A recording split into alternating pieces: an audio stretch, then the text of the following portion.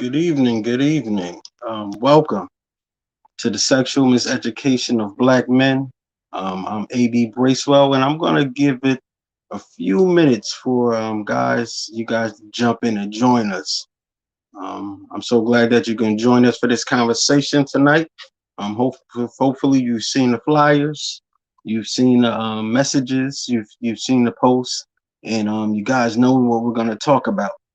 As you can see, it flashed through the bottom of your screen. Tonight we're talking about the impact of porn on black men.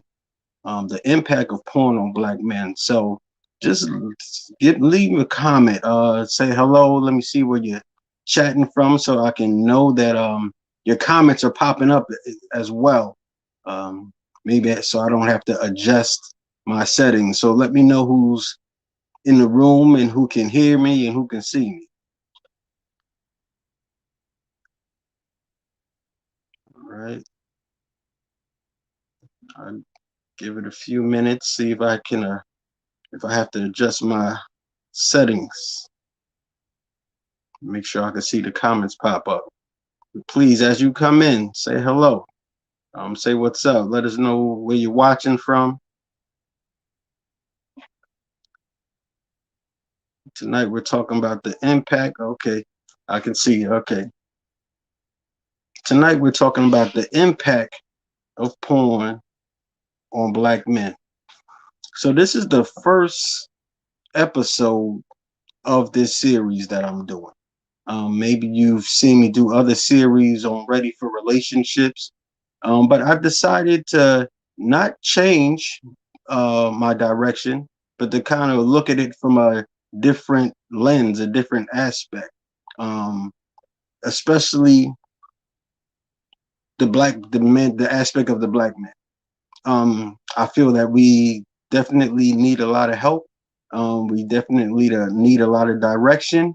And one of the biggest areas of life, of relationships, of love, when it comes to men, is that area of sex. As we grow, as we grown, as we develop, we have been influenced by so many different things, so many different people, so many different external factors that really influences the way we view sex, the way we view women, the way we view relationships, and really the way we view ourselves. So why I came up with this movement. I like to call it a movement of the sexual miseducation of black men in America, where we can come together and discuss some of those unhealthy habits that we learn, as well as discuss some of the ways to change that, and some of the ways that we can influence the younger generation, so they don't make some of the same mistakes that we made growing up. So I have really four real set goals or set missions when it comes to the sexual miseducation of black men. The first one is to really explore the impact that our sexual miseducation has had on us as black men. To explore it, to examine it, to talk about it, um, and to see how it has influenced so many areas of our lives. The second goal is to re-educate the next generation of men, and to teach them the real ways of measuring manhood. Help them understand that their manhood is not measured by the amount of women they sleep with, or how well they perform in the bed. My third goal for this is to help parents to raise their prince into that rightful position of king, and show them and teach them what it takes for them to fulfill that position. And of course, the last goal is to help men in general to overcome one of the biggest struggles that we deal with in life, and that's the temptation of sex, the temptation of unattached, senseless, unadulterated sex. So many of us have been knocked off track and moved in a direction that's opposite from our calling and from our assignments and our purpose, due to our inability to manage and control our own sexual urges. So tonight, I definitely have some great guests joining me, and I'm going to bring them on right now and have them join the feed. Give me 1 second as I bring the brothers on. We got my brother Jared. Let me sure add him to the stream. Is he okay? And the good brother Tamel, add him to the stream. Okay. What's up, fellas? Can y'all hear me? Yes, we can hear you well. I can hear you. How you doing, brother? I'm doing great. I'm doing great. I can't complain, man. First, let me thank you guys for taking time out of your busy schedule and sitting here with me tonight so we can have this discussion of the impact of porn on Black men. Um, this is the first of many discussions that I'm going to be having. We're going to be talking about the impact of the message in the music that we listen to. We're going to be talking about the peer pressure.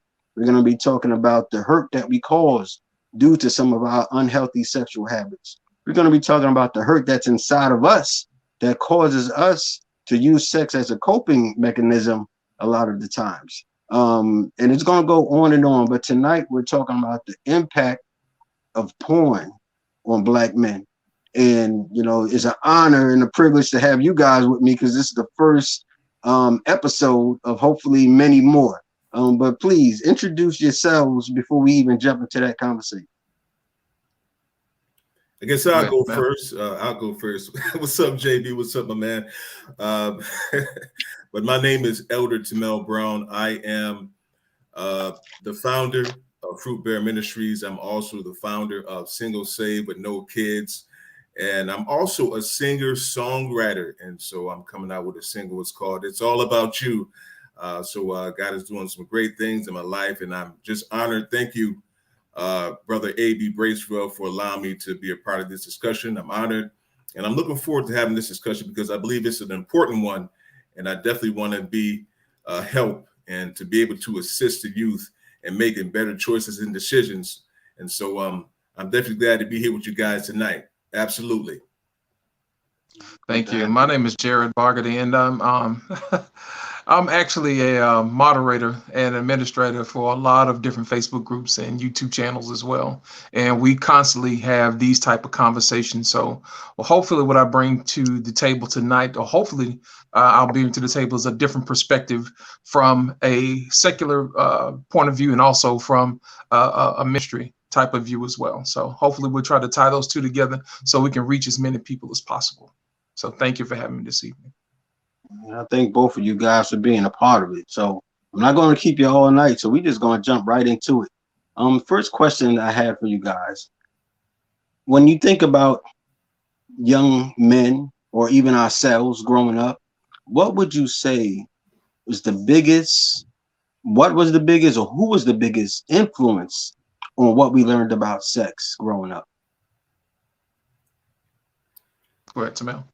Yes, sir. And so I think the biggest influence for me learning about sex was just the visual things that I've seen. I don't think anybody in particular really taught me about sex, but I'll tell this really quick is that I remember, and, you know, I'm going to put some people on Front Street, but this is real life. This is the truth. But I remember back in the days, we used to have a VCR. And so we, you know, have our VCR cassettes and we want to take our video cassettes and watch, you know, our music videos that we had taped from, you know, some of the, you know, video soul and all, Yo MTV Raps and all that, and put them in so that we can kind of see, you know, the videos and the stuff that we like. But once I turned that VCR on, I realized that my stepfather, he had left some porno tapes inside the VCR. And so just imagine me being 8, 9, 10 years old and those visuals coming up on the screen, and then you see all this sexual activity taking place. It kind of does something to you young. It kind of gives you a visual. So even before I became sexual active, you know, I already knew about sex. I already knew what to do because, you know, even though we wasn't supposed to be watching that porn, we were watching it. And so, and that was my first experience really of learning, you know, about sex and all the different sexual things that take place. And so that kind of caused me as a young man to become very interested and want to explore sex. And so I'll tell you how it affected me is, my sister used to have, friends come over to the house, and, once they came over to the house, where we, take them over into the room to see those porno videotapes, and imagine the things that I was doing at a young age to those girls, and so they was excited about it. We was excited. We were just exploring, really didn't know what we were doing. But that's how the impact of porn it's affected me at that early age of exploring sex and having sex at such a young age, not really knowing what I'm doing, and to now having an ideology of what sex is and what sex is all about. And I'll leave it there, and I'll let JB go ahead and jump in there. Right. Our particular situation is a little bit different. For the most part, growing up, we used to have like old cable boxes where you used to have the little Monopoly Man, little cable box or whatever. You slide it all the way over to 99, you would hear things, but you wouldn't see things. You know what I'm saying? So that kind of, piqued people's curiosity. It really wasn't until we got older where our friends used to, we used to hang out at our friend's house, and their parents would have like to say those tapes. Hey, you want to see this? So basically, we learned that type of behavior from our friends. So it wasn't something that was set down. Of course, our parents talked to us about the birds of the bees, but they didn't go into any details. Good church folks, they're not going to, do all that. Just say, hey, just don't get nobody pregnant. I'm like, how? You know what I mean? I don't know, what's going on. So when we were introduced to that, we went over to a friend of our house and we saw that, and our minds were like blown. I was like, I don't even know what this is. So is this what this was about? So our introduction was more of a surprise to us, just so happenstance to come across something like that. And it kind of fostered our view on what sex was supposed to be, because that is what we saw.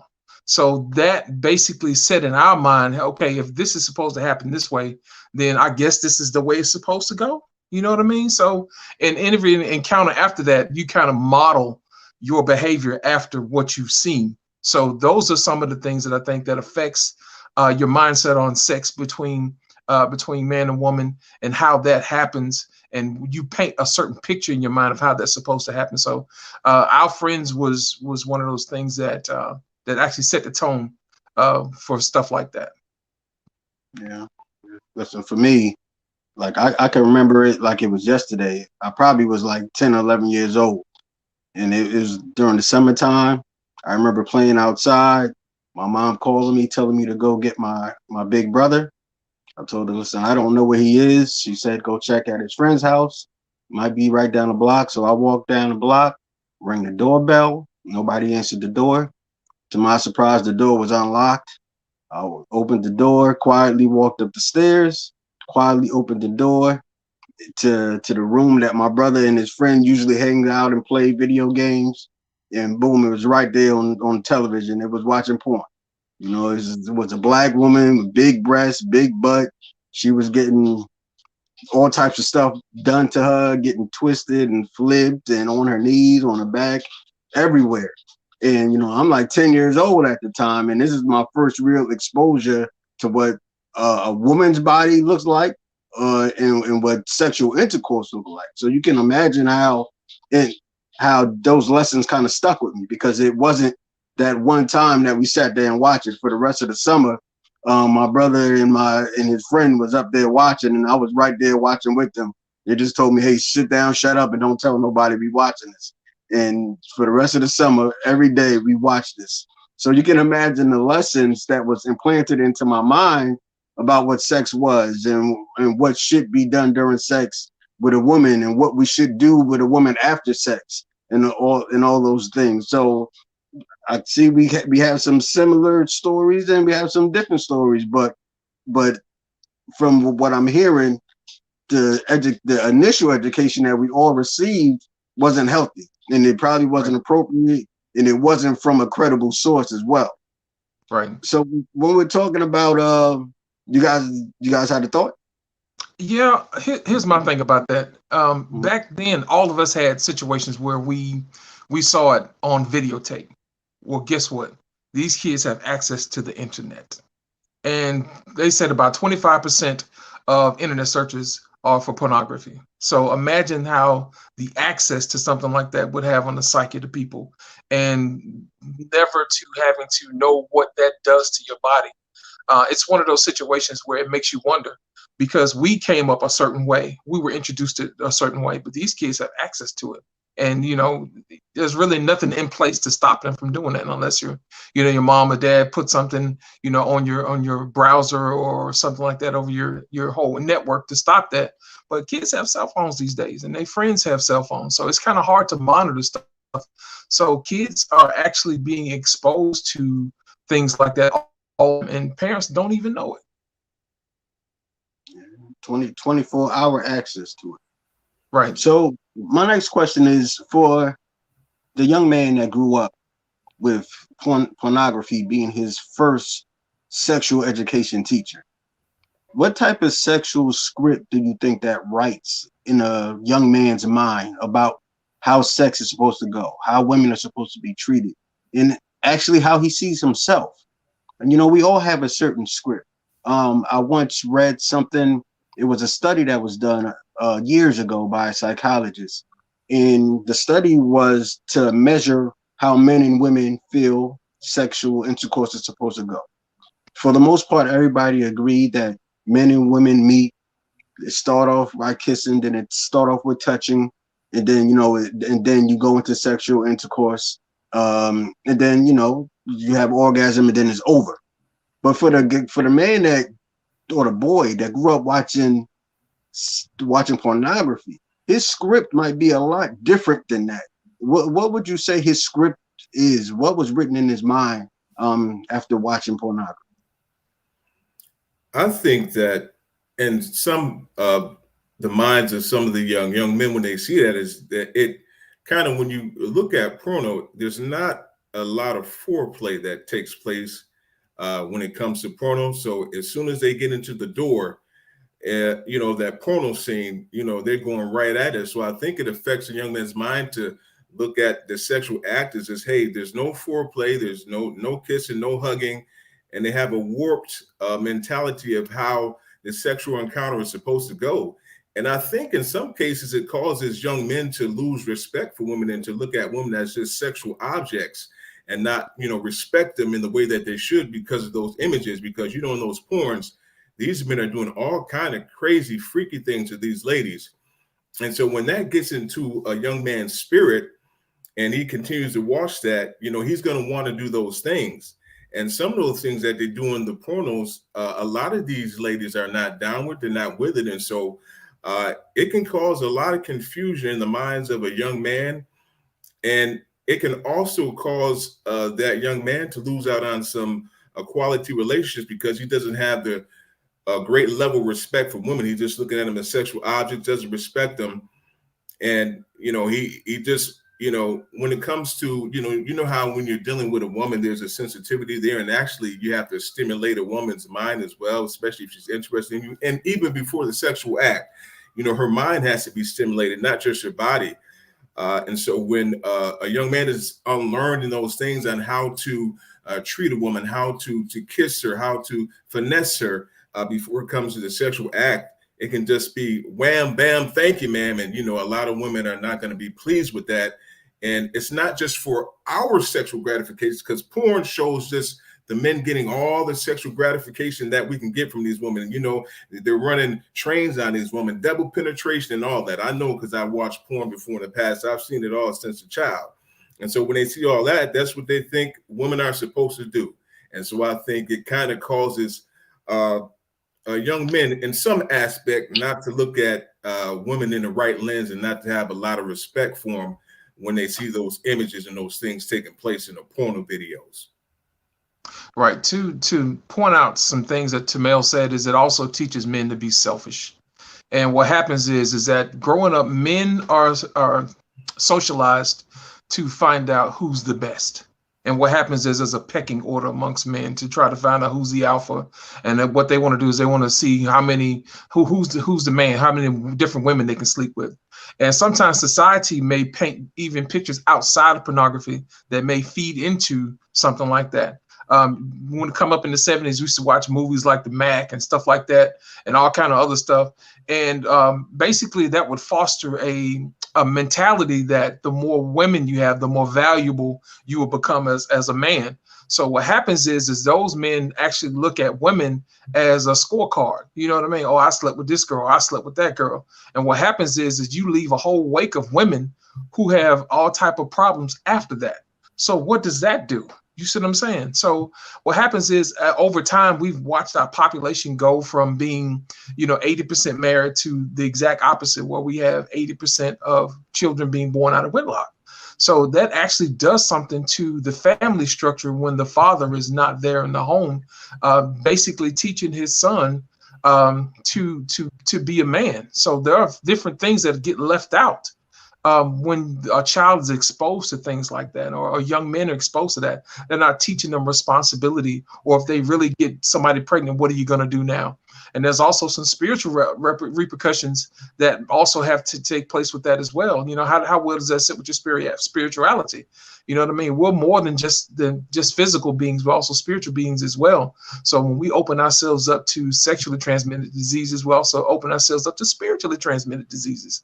And we also don't know exactly what they're going to physically. I mean, as a young man going through your body, you have all type of testosterone coursing through your veins. You don't necessarily know exactly what that is, what it's doing to your body. Your body's going through all type of changes. And if nobody sits down with you and discusses, hey, this is the next part of your life, then you don't know exactly what to expect. I remember reading a book by T.D. Jakes. It's a book called He Motions, and I suggest everybody read it. It talks about what men go through. And he's saying in his first chapter, he says, hard being a man. And then he says that's the reason why you have to have certain men to take you through different stages of life and say, come on, son, I know you got it. Come on with me here. I'm going to show you what it's like to be a young man. I'm going to show you what it's like to be an older man. I'm going to show you what it's like to be a man who has his family. I'm going to show you what it's like to be an older man, to go ahead and teach the next generation to be a statesman, to be an elder, to be the leader, the elder of your particular family. So there's also other ramifications that men don't think about when they go through that, because they're not introduced to that, because they're not led, due to the destruction of the wake that they leave when they have all type of multiple women and having sex and just basically destroying society over time. So imagine if you grow up and you don't have a father figure in your home, and what that does, and somebody who's not teaching you and coaching you to go to the next steps and next stages in life. It kind of does something to you. And it also does something to society too as well. So there are different ramifications that we have to think about when children go through things like this, and young men, especially black men, when they go through this. So those are some of the things that I think about when we talk about, the destruction of how pornography destroys a person from the inside out. Yeah, something that both of you guys said, and I mean, you both very powerful, and it struck a nerve with me.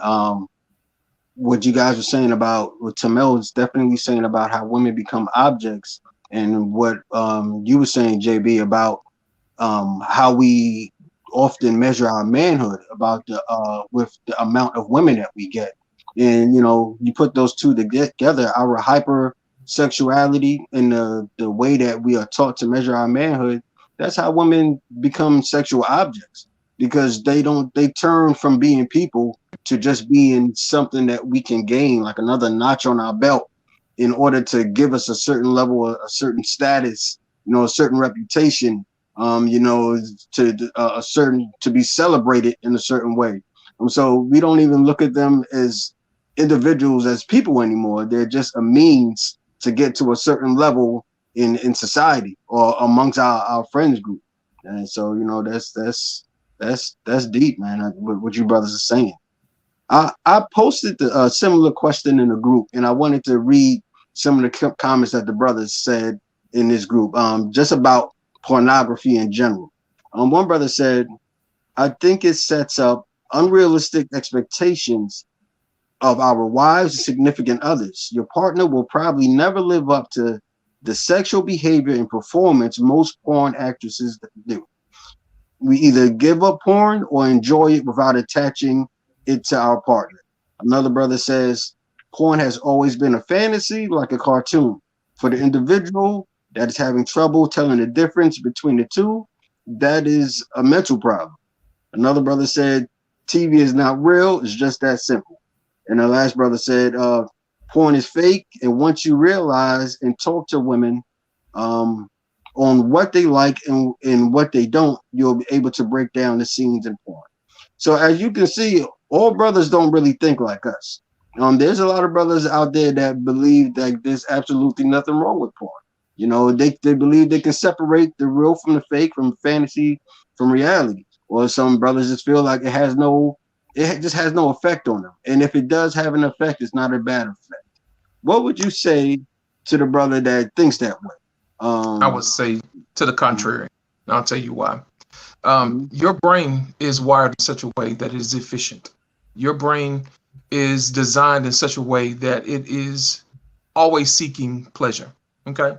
And it does not know its eyes how to separate what it sees. You see what I'm saying? And what happens is when dopamine is triggered due to that pleasure center being activated, you actually rewire your brain every time you watch porn. And you also set it up in such a way where your body expects sex at a certain pace. So once you eventually have sex with your partner, that can throw your pace off. It can throw your whole body off. It can throw your whole mentality off.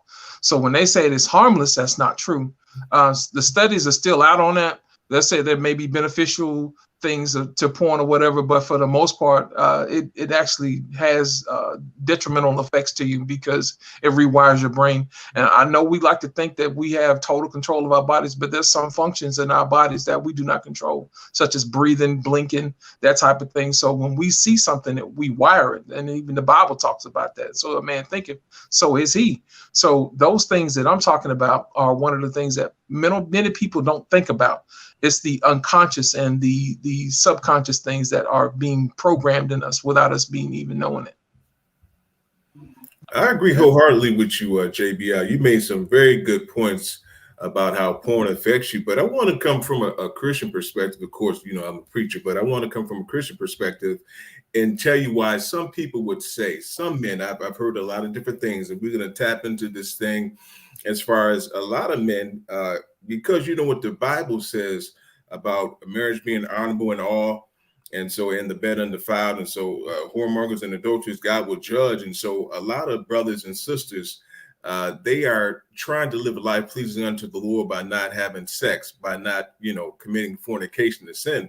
But I've heard a lot of brothers say that they have watched porn to get off and they masturbated to porn so that they can get that release. Like you was talking about, JB, the dopamine levels and all that. And, Right. of course, the testosterone running, and especially they look at it as a way, as an alternative to not fornicate. It keeps one of the brothers I talked to, he said it keeps him from going out there and sinning and committing fornication. Now, I wouldn't promote that, of course, I wouldn't promote somebody watching porn and masturbating and getting off the porn just so they can overcome fornication, or just an alternative.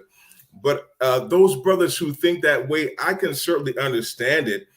And I'll be real with you. I used to watch porn all the time. And so I enjoyed it. And so, but what it does to you, it does set up false expectations. And so, and also there's a spiritual part about your body. It's a spiritual mentality that the Lord is trying to get us to see beyond this flesh, because this flesh is never saved. And so if we continue to feed our flesh these visuals of these women doing all these erotic things, of course it's gonna, we're gonna expect these things from our potential mates, our potential women, because all those things that I saw on porn, I wanted to do those things to these ladies. And there were some ladies who were with all of that stuff. And so to say to the brothers, you got to be really careful what you feed your spirit, because it can lead into a lot of different things. It can lead into infidelity.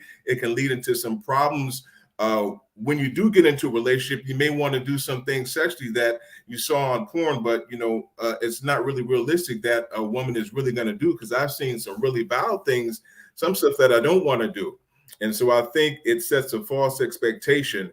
And I wouldn't say it's healthy. It's not healthy for you, but I'm trying to look at it from two different perspectives, as far as from the worldly perspective and the Christian perspective. And so I think when it comes to men desiring to watch porn, I think it's a natural thing. Let me tell you why. Because the flesh is never saved. God created sex. Sex is a wonderful thing, but God wants us to do it in the confines of marriage. And so that's when God only approves, is when it's in the confines of marriage. And now, don't get me wrong, it's a beautiful thing. It's a wonderful thing. But when it comes to you developing that personal relationship as far as with a woman and expecting those things from porn, it may cause some issues. So don't get me wrong, sex is a beautiful thing. And like I said, marriage is honorable in all, the better than the five, but whoremongers and adulteries God will judge. So whatever you do in your bedroom, and I know I'm getting a little bit off, is between you and that woman, but only in the confines of marriage is it only a good thing. And I don't believe in bringing the porn into the bedroom either. I wouldn't bring porn into my bedroom if I was married and things of that nature. So I know I'm going into something else, but I'll stop there. Just wanted to hit that. Now, I'm glad that you brought up the spiritual side, because there's something that you always say that sticks with me. Tamel always says this, but the three S's he speaks about when it comes to compatibility in relationships.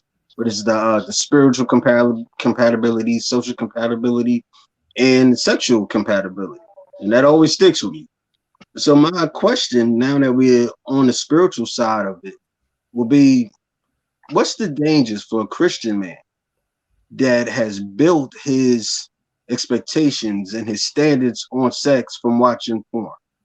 You know, what's the, I mean, you touched on it a little bit, Tamel, but let's go a little bit deeper, because there's a lot of brothers that's Christians, pastors, ministers, deacons, and we struggle with watching porn. Like, we're not above it. So what are some of the dangers of that? Well, I will tell you this, it does set up really, really bad expectations from you and from your partner. And not so much as from a family standpoint, as from a societal standpoint as well. And I'll give you an example. Say, for instance, you have a person who wants to be married, but he has access to all these other women, and he doesn't buckle down and say, hey, look, I'm going to go ahead and get married to this one person. Well, what happens is that in a normal situation, that man dates that woman, they get married and they have kids. And of course, he goes and teaches his kids how to be better Christians or people in general. And they set down different rules and guidelines, and they teach kids the importance of authority. You see what I'm saying? So what happens is, when you have a society where you don't teach people authority, then people just do whatever it is they want to do. And then we wind up having a whole lot of people in jail, absentee parents, from fathers, from kids, and they miss out on a whole lot of life's lessons. And I will tell you like this, sometimes it may take you a whole entire lifetime to learn everything there is to be an adult. But if you don't have somebody there coaching you along the way, hey, this is what you do in this particular situation, you wind in that your right way. The process lean not to your own understanding. And all you're getting, make sure that you get wisdom, knowledge, and understanding. And what happens is, if you don't have nobody there to coach you through that, then you always making certain mistakes and you don't know why.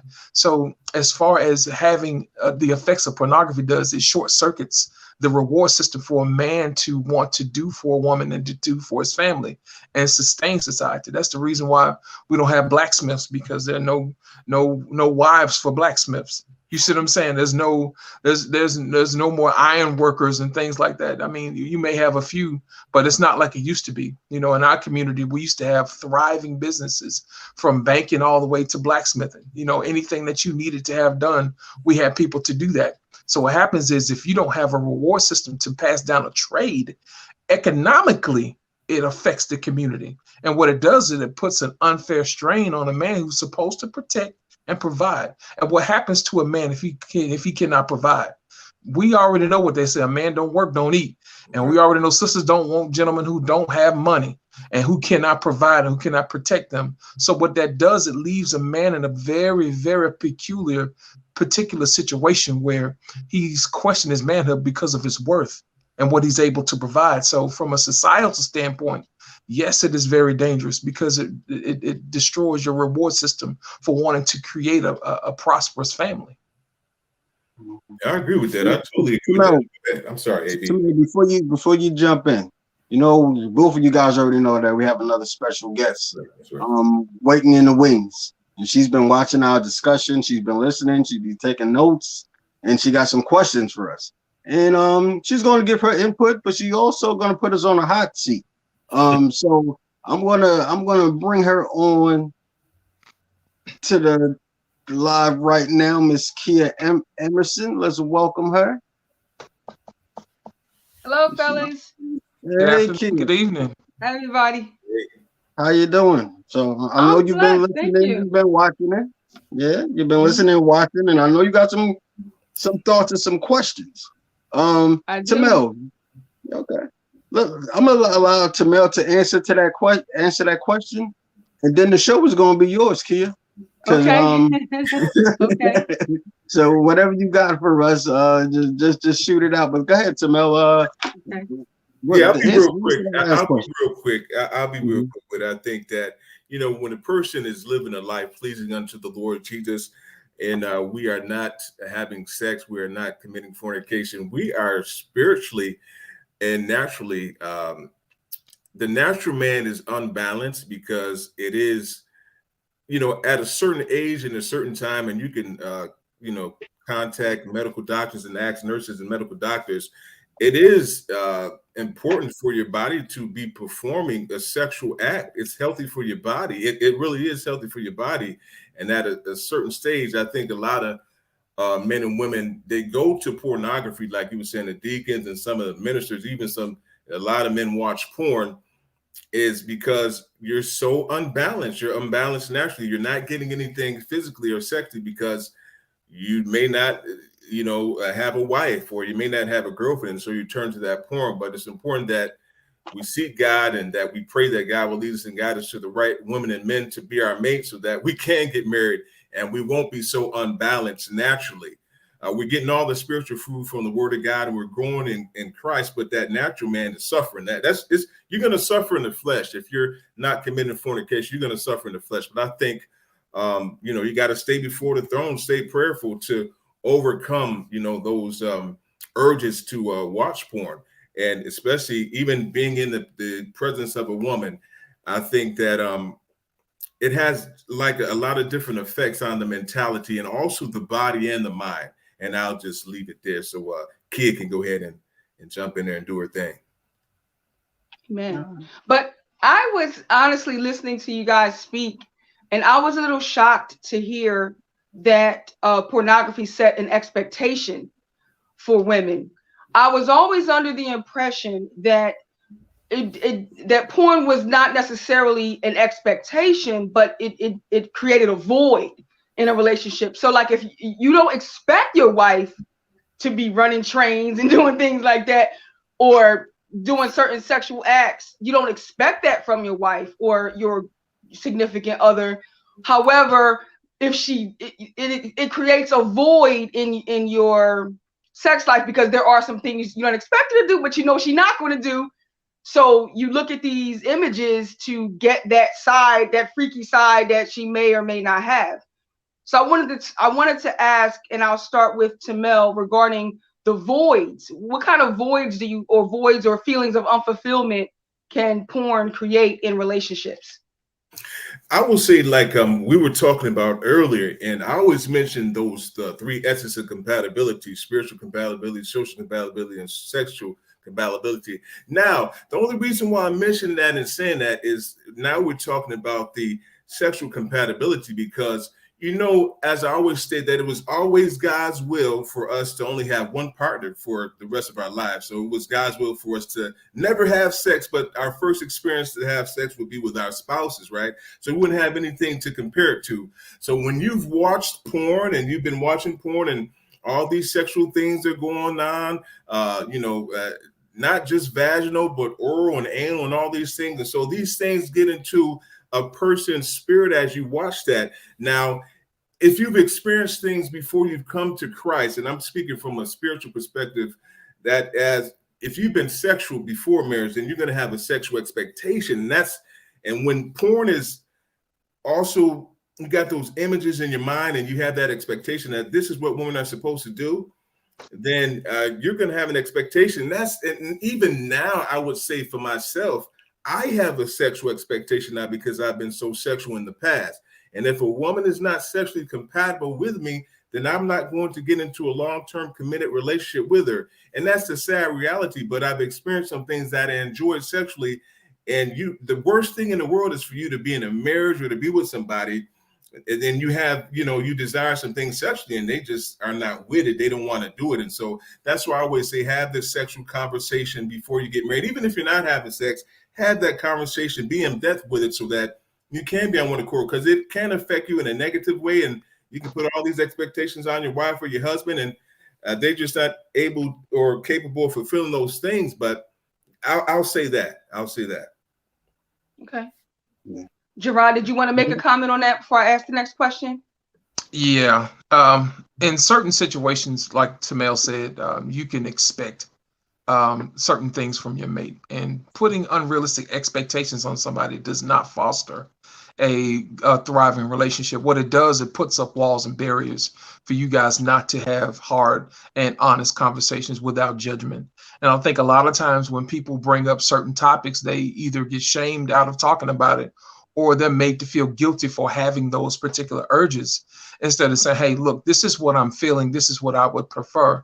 How do you feel about it? You know what I mean? That type of thing. And instead of her saying, ew, that's nasty or whatever, well, they'll tell me about it. You know what I mean? That type of thing. So you guys, because there may be things that she might enjoy.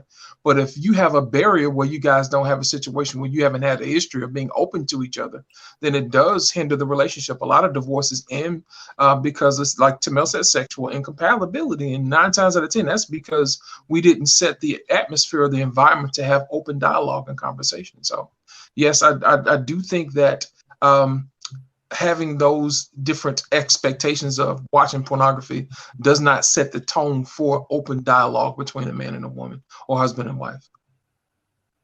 Okay. Adam? Yeah. From speaking to a number of guys, it does create some type of void. We don't all have watching porn doesn't always give us an expectation in a woman. Sometimes it can lower our self-esteem, because I've talked to many guys where they begin to compare themselves to the guys that they see in a porn. They compare themselves to how long this guy is having sex, or how big he is, or how many women he had, and that can if you compare yourself to that, that can damage your self-esteem. It can make you feel like you're not good enough, or you don't live up to the expectations or the things that you're seeing on the screen. So that can create a void. There's some guys that take that perspective. There's some guys that take the perspective after watching it and put the expectation on a woman. But then there's some guys that turn internal and put the expectation on themselves and see that they can't live up to the expectation. And then that affects their confidence and their self-esteem and everything else. Okay. So I wanted to just say that sometimes people talk about porn as an issue that men struggle with. I'm here to tell you that women have issues with porn as well. And sometimes some of those issues might be something that is a little less obvious, like romance novels and things like that. It's like racy novels and things like. So if you come home and your wife is reading a racy novel, or the cover looks a little racy, you might just go in, walk right by that, and go in the kitchen like it's nothing. But if she's sitting in front of the TV watching porn, you might think, oh, what is she doing? I'm here to tell you it's the same thing, and that it is not a man's issue. So when I mention kind of the darker side of what women enjoy and things, like women have fantasies, women have fetishes, women have pedophilia and things like that. And so before I ask this question, I want to say this. As a counselor, I've heard people tell me that the person who preyed on them showed them porn at a young age, 7, 5, 6. Oh, he gave me candy and he showed me pornography. How young is too young to have a conversation with your sons and daughters about what pornography is and why they should avoid it. I'll start with Adama for that one. I would start a First comment about conversation. women, the women and the things that Okay. we may that may not be as Oh apparent no. for you guys, and then how young is too young. Yeah, I totally agree with that. Yeah, I think the women, like the novels and things of that nature, is a form of, eroticism to them, and I totally agree. I think the only difference is that men are more visual. Or We like to visually, see it right, happening, and women use their minds and their imaginations. right, But right. the result is the same. So Mhm, I totally agree with what you mhm, said. mhm. As far as talking to, I guess, my son, I think the conversation I will start, I probably wouldn't start with the porn conversation. And I don't know if any age is too young, but I'll start with an age appropriate conversation just about his body and respecting his body and respecting the body of others, giving him the proper names to body parts, Mhm, things of that nature. And as he mhm. grows and develops and matures, then we can move into conversations about the the fantasy of porn and Right. what's real and what's fake and how to actually treat a woman. We talk about intimacy and actually developing a relationship opposed to just, going after your own selfish sexual gratification. Um, like JB was saying, porn is everywhere right now. So I know that, my son is going to come across it. I think my job is just to give him an opposite message of what the porn is teaching, and hopefully have a bigger effect on him than that. Mhm. JB. Um, I think appropriate age would probably be right before they hit puberty, because you can tie that into the changes that they're going to feel once they started going down that particular issue, because they're going to have hormones. Their body's going to go through situations that they don't know what's going to understand. Just say, look, my dad had the conversation with us right around 12, 13-ish, somewhere in that neighborhood. And he said, look, I'm going to tell y'all about to become teenagers, and this is what's going to happen. You see what I'm saying? And then that leads into the conversation about, the birds and the bees and things of that nature. But coming up when we were younger, porn was not one of those things where we were exposed to a lot of it or something like that, or we had easy access to it. But if I were to raise kids now, I would definitely have that conversation with them around 13, 14, and come at them from a scientific standpoint. And of course, from a biblical standpoint, say, hey, look, as a man, this is what you're expected to do. Now, here is what's going to happen on the road to being a manhood. At this age, you're going to start feeling this. You're going to start feeling that. You're going to start liking girls. You're going to stop putting toys down. You're going to not play with video games, that type of thing. When you get older, you're going to be able to make children of your own. And that's another conversation you have. Once you get to that particular point, it is incumbent upon a man to make sure that he takes care of his family. And this is what you're going to have to do to take care of your family. You got to get educated. You got to learn yourself. You got to work hard. Those type of things. All of that ties into being a man. And then also you talk what to expect from a woman.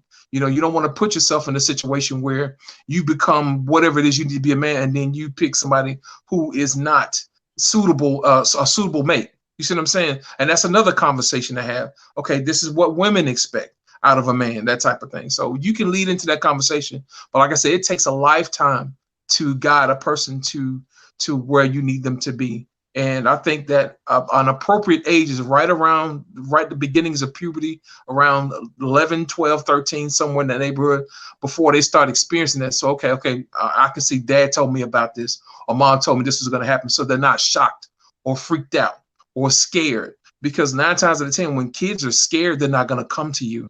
And you don't want to happen to them what happened to us. We went to our friend's house, and that's how we found out about it. You see what I'm saying? So you want to make sure that you always have open lines of communication with your children and make them feel comfortable with you telling you things and how they feel, and understand, say, hey, look, I understand what you're going through. this is how you handle it. So that way they're open to talk to you about things like that. I don't know about y'all, but I would rather my children have those conversations with me than to find out in the street with somebody else and to learn it wrong. Does that make sense? Right. Jamel. Yeah, absolutely. I agree with you, JB. I'd rather I don't have any kids, but I'd rather for me to have that conversation with them about sex before anybody else does. I love what everybody said. Everybody has some really great points, and especially you, kid, because you don't really think of women really being into porn as much as a man would be into porn, but there are women that are really into porn, and I'm glad you made that distinction that, yeah, there are some women who do watch porn or look at porn, and they struggle with it too in some aspect. And so I remember, I don't know if you know about this, kid, but I don't know if the brothers too, Zane Sex Chronicles, those books. I know you was talking about the romance. I remember those. Yeah. But I remember being with a woman, and she used to read those things, and oh my goodness, when she got done reading those novels, what she would do to me. But thank God for deliverance and yes, Lord. But I mean, it does have an effect. I mean, that it's not porn, but those romance novels and those things going on in those books gives them women those different ideas, and it can be a good thing, if you're married and you're having sex with each other, but if it's not, in the confines of marriage, we know it's not right. And I'll say this about, young men are very impressionable, very impressionable. And so these days in the music, you got the music, it's not talking about like when we were growing up, if we were listening to 90s R&B, it wasn't as graphic. It was about love and, developing relationships and just, kicking it with your girl and having a good time, that kind of thing. But now, I mean, it's really... Depends who you was listening to, brother. Yeah, is that right? That's true. That's true, too. You're right. But nowadays, it's just right there up front in your face. I want to do this to you. I want to sex you down. I want to put you in this position. I mean, it ain't no, it's explicit. It ain't no hiding, what you really want to do. And when kids and when young men and women, they hear that, and back in our days, I think I said this before, AB, JB, Kia, it was Missy Elliott talked about, she didn't want no 1 minute man and all this other stuff. And that expectation, though, you kind of like, man, I hope I'm putting it down right. I hope I'm making love and having sex with my woman long enough so you want to develop a stamina. You're trying to, because it's in the culture, it's in the music, it's everywhere. Sex before marriage is promoted and preached, and it's just sex, not so much romance and developing a relationship with somebody on a social level, having a good relationship, developing chemistry, nothing like that. That's being taught in our culture. And so I think that needs to change. And brothers like AB, and even you, Kia, for the women, to kind of change that perspective. We got to, because it's being pumped and promoted so much, I think it's definitely needed for us to continue to have these conversations, healthy conversations about, not just laying a woman down, putting it down real good, which I know it's necessary. You should be able to, it just depends on who you're with and your sexual chemistry. But I just think that it's gotten a little bit out of hand as far as it's just all in the airwaves everywhere you go, and everything in our culture. Sex is really big, and I think when you talk about an age for to talk about it with your kids or men and women, I would say as soon as they start asking about it, or as soon as they get curious about it, I would just talk to them about it. And once again, like JB said, you want your kids to learn it from you rather than somebody else. Okay.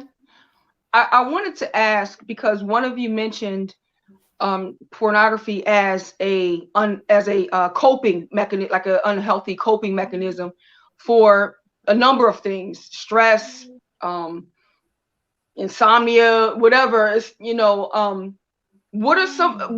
know that there are things that you can do other than that to redirect your thoughts. But I didn't realize that, pornography or sex was like a catch-all for coping mechanisms. I mean, I know people do sex and drugs and alcohol and different things like that trying to cope. So just what do you think are some more healthy options for coping mechanisms when you can't sleep, or when you're stressed out, or when you and your mate are not getting along? And I'll start with BJ for that one, JB for that one. I'm sorry.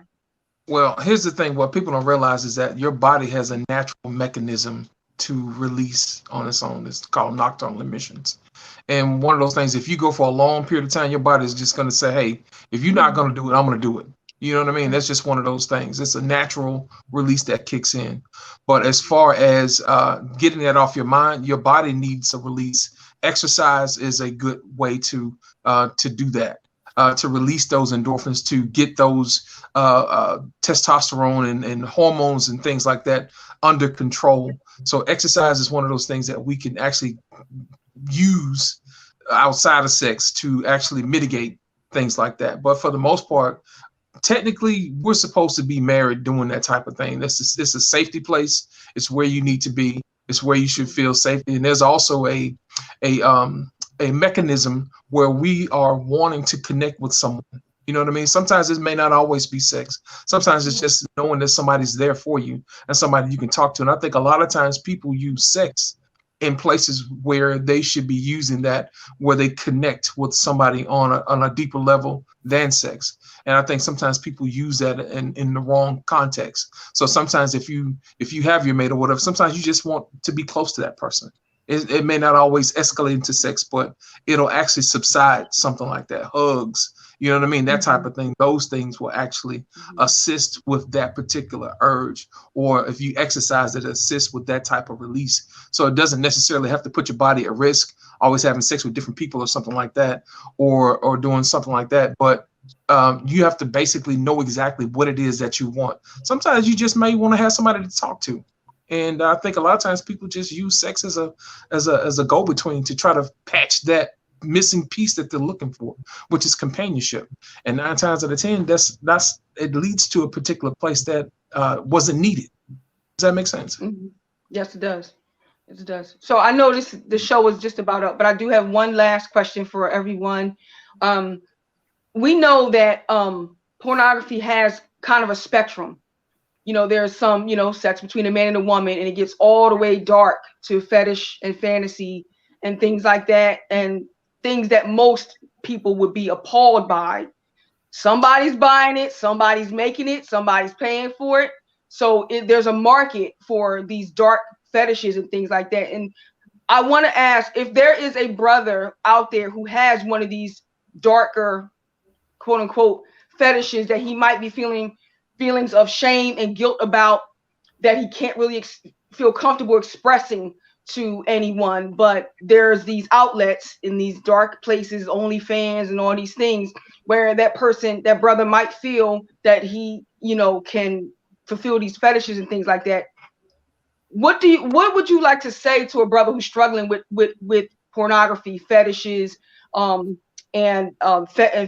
fantasy that's not just unseemly, it's demonic? And I'll start with Adam for that one.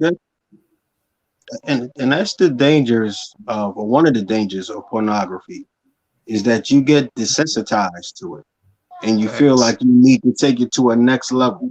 So if that brother, it might have started with regular pornography, if there's a regular pornography, but after a while that no longer stimulated him. So he had to take it to something else, and then he had to move into the fetishes and into something that's more darker. It's kind of like it's an addiction. The same thing when someone is addicted to drugs, they have to search for a higher high in order to experience that same level of euphoria that they did the first time. Right. So for a brother that's struggling with pornography, my first suggestion will always be prayer. But every brother is not spiritual, so there's different groups out there that helps with porn addiction. You definitely have to, and this kind of answers your last question as well. You kind of have to find like replacement behaviors. Like if you're going to take away the pornography, then we have to find something that's going to place it, something that's more constructive, something that's more productive. So if you're going to take away watching porn, maybe you have to start working out. If you're going to take away watching porn, maybe you're going to have to start working towards a goal that you had set. So there's for any addiction, for any negative behavior, you have to put something positive in its place, or that negative behavior is going to come back. So it's really is no cookie cutter answer to that, because every man is different. Every man has a different interest. Every man has different goals, and something works differently for every man. So, but that will be like my word of advice. Like, if we're going to take away the porn, what else can you do with your time to keep you focused? Amen.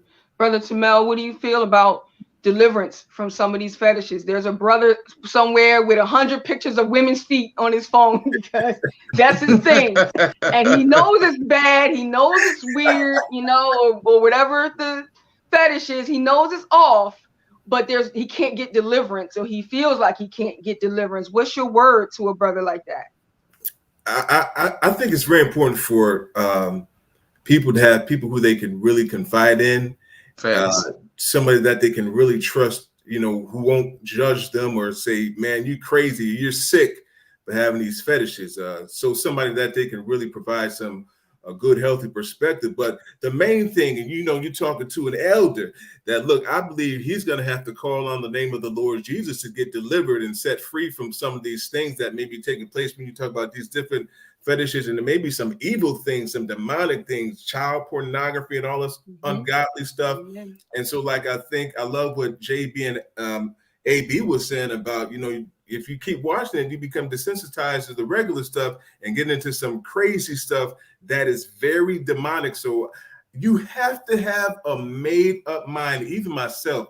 And we talked about exercising and working out at the gym and things of that nature. That is wonderful. Keep yourself busy, but at the end of the day, you got to have a relationship with the Lord Jesus through prayer, through reading his word constantly and continuously, and having a made up mind not to watch porn, not to fornicate, because I'm telling you, the flesh is never saved. Your flesh is always going to want to have sex. It's going to always want to do the wrong thing. And like even Paul used that example in the word of God about saying he has a thorn in his flesh, even though he wants to do good, evil is always still do wrong. Yeah, he still do wrong because we're in the flesh. But if we can tap into the Spirit of God, tap into that close relationship with him, healing us, touching us, delivering us, redeeming us from that stuff, he can help us. He's the only one who can help us. Because I tell you the truth, and be honest with you, I want to have sex every day.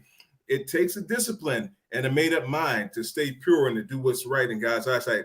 A made up mind and somebody to confide and who you can talk to about these things, I think would help a brother like that who's struggling, with, something dark and something crazy in porn. JB? In certain situations like that, if you have somebody who has a particular fetish or whatever, I think a lot of times that person probably needs to seek some type of therapy.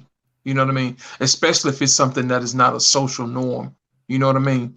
And say, hey, look, I need help with this. And what happens is we as a society need to look at therapy as a means of not being stigmatized, as saying, oh, you're going to therapy, something wrong with you or whatever.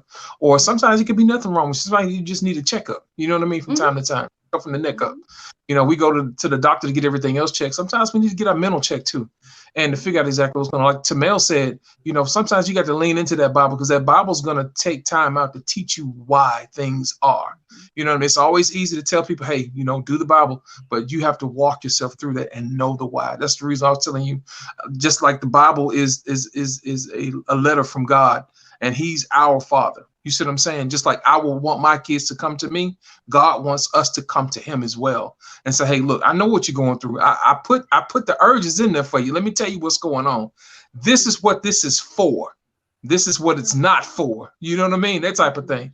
And we have to be able to make it comfortable for people to talk to each other and say, hey, look, this is what I'm going through, without casting judgment. I think a lot of times between men and women, they have conversations where it's one-sided, and one side is made to feel like their urges are nasty. You see what I'm saying? Or ungodly, when it's basically natural. You see what I'm saying? And we need to just have adult conversations about, hey, this is what happens. This is what I'm feeling. So once we set the environment where we can have comfortable conversations, we would actually normalize having open and honest relationships, and we would have better situations when we are. So if somebody does have a problem, it'll be a whole lot easier for them to come and seek help versus feeling the shame of what they're going through. So I think that one of those things that we should do is to normalize the ability for people to come seek help without judging. Does that make sense? Amen. Amen. Thank you. I appreciate it, fellas. Well, thank you. Kia was a great co-host. So now I thank you guys for being a part of the show. I learned something tonight. I just thank you for your wisdom, for your insight, for your questions. It's really appreciated. Before we disconnect, please tell the people where they can follow you, where they can connect with you. If they have any more questions, if they just want to spark up a conversation. JB. You can always find me on Facebook. That's where I am most of the times. I'm also on YouTube a lot of times in different forms and around the internet. So you can look out and find me there. But for the best way to reach me is through Facebook. You can hit me on the inbox if you have any questions or if you just want to talk. Just hit me up.